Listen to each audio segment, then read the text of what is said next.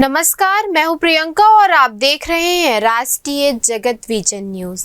बिलासपुर में 5 शासकीय उचित मूल्य दुकानों में 54 लाख रुपए के चावल, शक्कर और नमक की बड़े पैमाने पर अफरा तफरी का मामला सामने आया है। इस गंभीर गड़बड़ी के उजागर होने पर खाद्य विभाग ने पूर्व NSUI जिला अध्यक्ष अमितेश राय, पार्षद पति जुगल किशोर गोयल सहित 16 लोगों को नोटिस जारी किया है। ये सभी राशन दुकानों का संचालन करने वाली समितियों के अध्यक्ष, उपाध्यक्ष, प्रबंधक या विक्रेता के पदों पर हैं।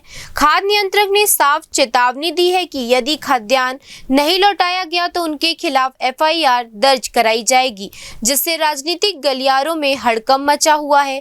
दरअसल आरोप है कि पूर्ववर्ती कांग्रेस सरकार के कार्यकाल में राशन दुकानों में बड़े पैमाने पर गड़बड़ी हुई। इसमें कांग्रेस नेताओं और उनके रिश्तेदारों ने उचित मूल्य की दुकानों में राशन की गड़बड़ी की है। जांच में खाद्यान्न कम मिलने के बाद इन दुकानों का लाइसेंस भी निरस्त कर दिया गया है। अब उनके खिलाफ रिकवरी की भी तैयारी चल रही है। वार्ड 42 में अभय नारायण राय के बेटे अमितेश राय की दुकान से करीब 12 लाख का खाद्यान्न कम मिला।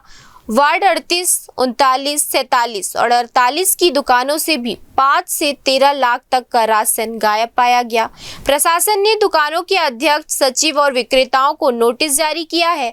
FIR की चेतावनी भी दी गई है। अब गबन की गई राशि की रिकवरी की तैयारी हो रही है। इस मामले में कई दिन बीत जाने के बावजूद भी अब तक कोई ठोस कार्रवाई नहीं हुई है, जिससे सवाल उठने लगे हैं कि आखिर माजरा क्या है। कौन है बिलासपुर का दबंग भाजपा नेता जो राशन दुकान के भ्रष्टाचारियों को बचा रहा है?